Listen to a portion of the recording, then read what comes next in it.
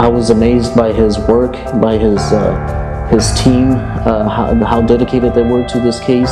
After Mr. Flores proved my innocence, I felt great, relieved. I'm truly grateful for Mr. Flores being able to get me out of this situation. I would recommend it 100% to anybody who asks.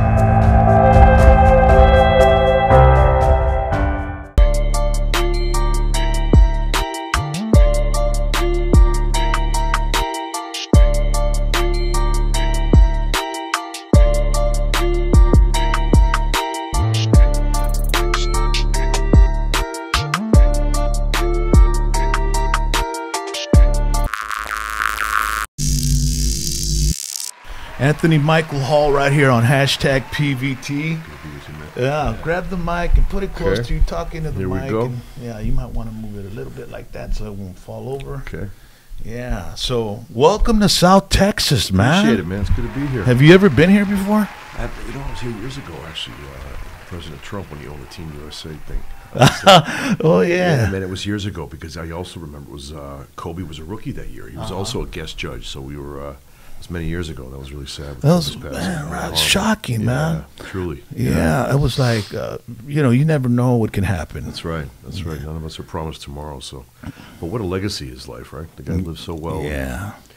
Not only great at what he does, but great character, right? And straight out of high school, dude. Yeah. Sort of like, I mean, you went right into acting at the age of 8 or something like that, right? Yeah, I started as a kid, man, back in the day. Your mom was a jazz singer? She was. She raised me in New York City, and I was very fortunate for that reason. Wow. I grew up in New York, and but just chipped away at it, man. Just kept working at it. I was reading your Wikipedia.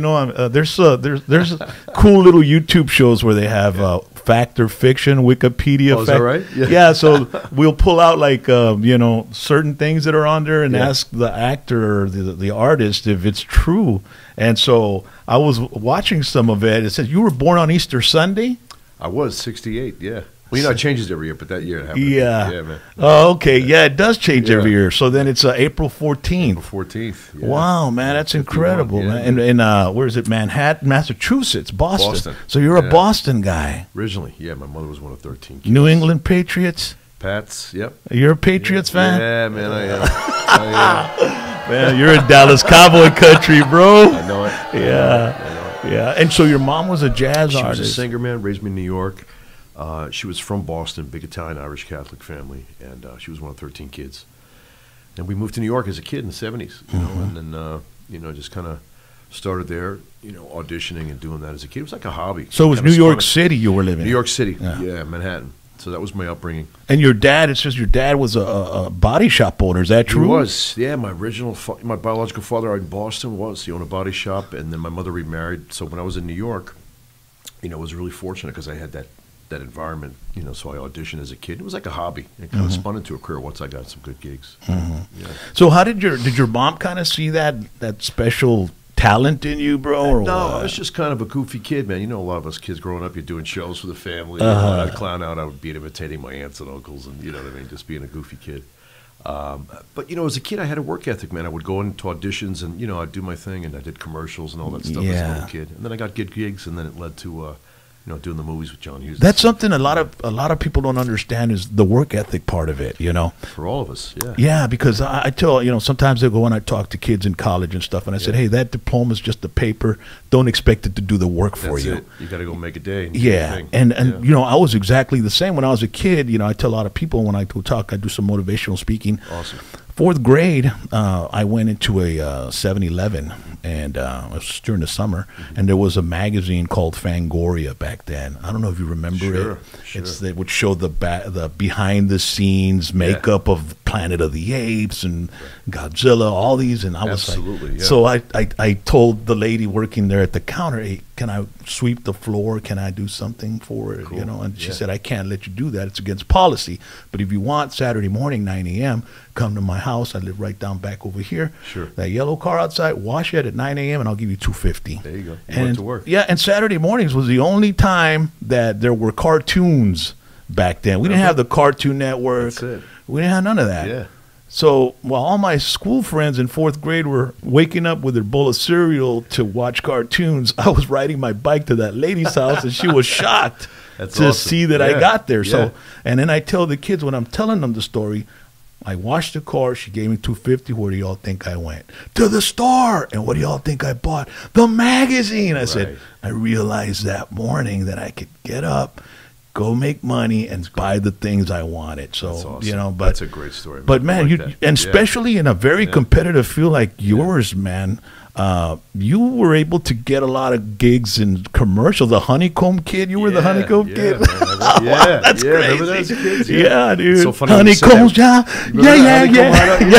We're the same, around the same age. It's funny you said that because it's true. I remember that Saturday morning. It was like the day for cartoons, man. Yeah, dude. Yeah. So yeah, no, it was incredible. I did commercials, a lot of fun stuff. Miss Evans, I brought you a softer tissue. Kleenex soft too. I always use these.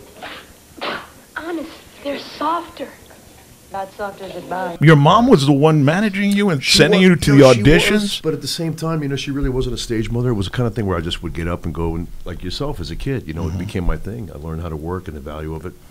Going to auditions and stuff after school. Well, obviously, you couldn't drive yourself. Your mom had to drive you, right? Right. But that was because in Manhattan, I would take a train or a bus or whatever. But same thing, man, about learning work, work ethic. Yeah. Excellent. Yeah, man. Well, they were watching cartoons. You were out making that, that cheddar. That's it. And then I didn't know you were on stage too. You did. I did. Yeah. You were like a young Steve Allen or something, and one of your. It was a play he did, Steve Allen. And was that like the very first time you ever got a taste of being on stage? It was. Yeah, a lot of kids today wouldn't know who he was, but back in the day, in the '50s, he created the Tonight Show as we know it. Well, sir, it's always an awful lot of fun doing a show from Hollywood, and in particular from these Burbank studios. It's a very friendly place, George Gobel and Eddie Fisher are right down the hall, and down in this direction, Dinah Shore is ready to go on. And then a great guy, so he did a play. I was him as a kid in that play. And then from there did commercials. And then it led to John Hughes and doing those films in the early 80s. The 16 Candles. I mean, man. That's the most some of the most timeless classics is what you can call those. I like to look at expunctions as a fresh start, a clean slate. Some of us might have gotten arrested at a young age, having made mistakes, maybe hanging around with the wrong people. Those actions ended up in an arrest, and hopefully you got good legal representation and your case was dismissed. And if your case was dismissed, well then you're eligible for an expunction. It's in essence a cleaning of your record from all these agencies from having your fingerprints, mugshots. It's a wiping of that record. We have the tools to be able to help you.